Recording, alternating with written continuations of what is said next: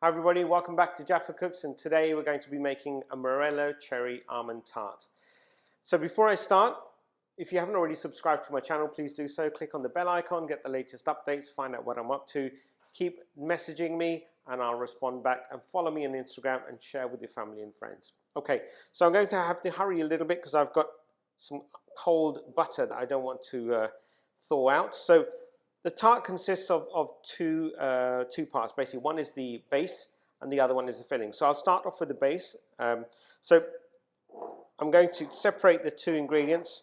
So I've got the wet ingredients first. I've got some cold water, and that's very cold water. And I've got a yolk.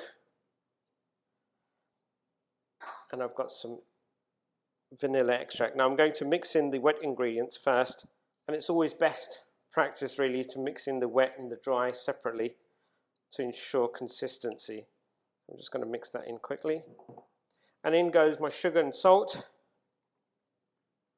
Give that a quick mix. So next I'm going to pop in the butter. The butter's quite cold, it needs to be cold, so I'm just going to use my hands really. Try and create a breadcrumb consistency without too much heat transferring from my hands to the butter. My pastry mixture is like breadcrumbs, so I'm just going to now mix in the wet ingredients. The short crust pastry mixture does really go nice with the Morello cherries. Morello cherries are a bit strong, but the almond does cut through. They work really, really well. So this is where I'm going to stop the spatula and start using my hands. Okay, so my pastry's done. Now I'm going to pop this on some cling film. Now one tip, because this will harden very, very quickly because it's butter, I tend to flatten mine as a disc, and then that allows me a lot more control. So I'm just going to flatten it out as a disc, pop it onto cling film, wrap that up, and I'm going to pop this in the fridge for about half an hour, 40 minutes, and I'll see you back then. Welcome back everybody. So now the pastry's out of the fridge, it's nice and cold. I've got my oven on at 220 degrees C, and now it's time to basically just roll out the pastry, and then we'll line it into our tin, and then we'll pop it into the oven to bake off. Now I'm using parchment paper just to roll out the base, but what I have done is I've lined the tin with butter just to stop it from sticking once it's baked. So I also use parchment paper just to roll it, the pastry out. It's far easier, I find, than doing it directly with flour, but we'll use some flour in a minute as well. So I'm just going to roll this pastry out enough so it goes over the top of my tin, around about 2 centimeters above the tin, and that will allow me to then form it back into the tin properly, so it's a nice tight fit, and they'll minimize shrinkage. So mine's a bit sticky, which is fine. I'm just going to basically sprinkle some flour over it. I'm just going to quickly flour my rolling pin to ensure it doesn't stick.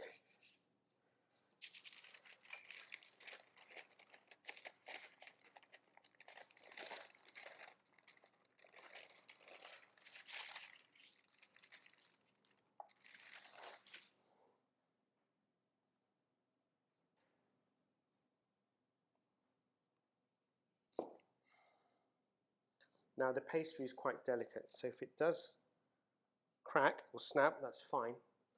And I've always used the patch method, and you'll find that even today mine's fine and it's flaky, so it has, and it's very delicate, so it has cracked, and that's okay, and I'll show you what to do with it. The good old humble kitchen towel is an excellent way to use as a pillow to patch up and push in pastry right to the edge of the dish. So I'm just going to quickly just ensure that my pastry is lined up towards the edge of the dish. My pastry case and my dish are perfectly aligned. And normally a lot of times people, when they cut, they'll cut from the top.